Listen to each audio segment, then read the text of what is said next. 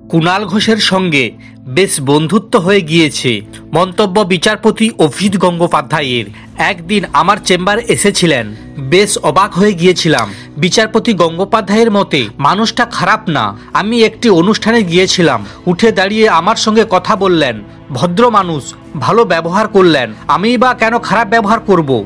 তৃণমূলের রাজ্য সাধারণ সম্পাদক তার লেখা একটি উপন্যাস তাকে পাঠিয়েছেন বলেও জানান বিচারপতি গঙ্গোপাধ্যায়। কুণালের লেখা নিয়ে বিচারপতির বক্তব্য, বেশ ভালো লিখেছেন, লেখার হাত খুব ভালো, সঙ্গে হালকা মেজাজে সংযোজন।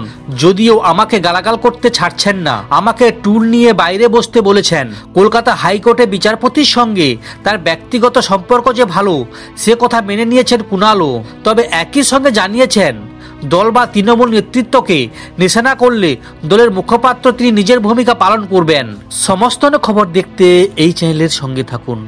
ধন্যবাদ।